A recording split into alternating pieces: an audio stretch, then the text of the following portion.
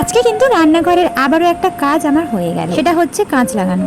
আসলে বৃষ্টির দিন, বর্ষাকাল তো পড়েই গিয়েছে, যে কারণে বৃষ্টি হওয়ার সাথে সাথে এই জানলার কাঁচ দিয়ে কিন্তু বৃষ্টির যে একটা ঝাপটা আসে না, সেটা এসে গ্যাস ওভেন এবং রান্নাঘরের অবস্থা পুরো বেহাল হয়ে যায়। বিশেষ করে ঝড় হলে তো দেখতেই হবে না, একটা ধুলো ময়লা হয় না, সেগুলো একেবারে রান্নাঘরে ভর্তি হয়ে যায়। সে কারণে ভাবলাম যে আগে প্রথম কাঁচটা লাগানো যায়। যেহেতু বর্ষা পড়ে গিয়েছে ঠিকই, তবে তেমন একটা বৃষ্টির দিন এখনো আসেনি যে একেবারে 24 ঘন্টা বৃষ্টি হচ্ছে, তবে খুব তাড়াতাড়ি চলে আসে। সেই জন্য ভাবলাম বৃষ্টি নামার আগেই কাঁচটা লাগিয়ে নেওয়া যাক। আর সেই সাথে আজকের যে মিস্ত্রিটা, সেটা হচ্ছে আমার একটা শ্বশুর সম্পর্কে হন, আমাদের এই পাড়াতেই থাকেন, তো উনি কাজটা করে দিয়েছেন। তো ওনাকে দুপুরে খাওয়া দাওয়ার কথাও বলেছি। সেই জন্য রান্নাবান্নাও আমি অলরেডি সেরে ফেলেছি, কিছুটা হয়ে গিয়েছে, কিছুটা বাকি আছে। আর কাজটা কিন্তু আমার হাজবেন্ড মানে তোমাদের দাদা ভাই নিজেই পছন্দ করে নিয়ে এসেছেন। কেমন হয়েছে কাজটা দেখতে তোমরা কিন্তু অবশ্যই কমেন্ট করে জানাবে। তো সমস্ত কাজকর্ম সেরে রান্নাবান্না কমপ্লিট করে এখানে খাওয়া দাওয়া করতে বসে পড়েছি। তো রান্নাবান্না বেশি কিছু করিনি, একদম হালকা পাতলাই রান্না করেছি, কারণ আমার যে শ্বশুরটা রয়েছেন ওনার বেশি কিছু খাওয়া একদমই চলবে না, বারণ আছে। সেই জন্য যেটুকু খাবার চলবে সেই অনুসারে রান্না করেছি। প্রথমে ভেবেছিলাম বিরিয়ানি করবো, তারপর উনি বললেন যে না, আমার বিরিয়ানি চলবে না।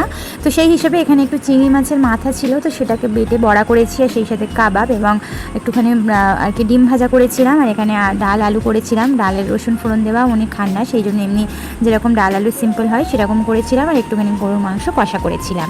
এভাবেই কিন্তু আজকের খুব সহজেই দুপুরে রান্নাবান্নাটা সেরে আমরা সবাই মিলে খেতে বসে গিয়েছিলাম। আর ফ্যামিলি থেকে এক দিদিভাই আমাকে কমেন্ট করেছে, তুমি কি ইউটিউব থেকে টাকা পাও, আমাকে প্লিজ জানিও। আগো দিদিভাই, ফার্স্ট পেমেন্ট পেয়েছিলাম, সেটা তোমাদের সঙ্গে শেয়ার করেছি। আর এই যে সেকেন্ড পেমেন্ট পেয়েই কিন্তু টুকিটাকি কাজকর্মগুলো করে নিচ্ছি।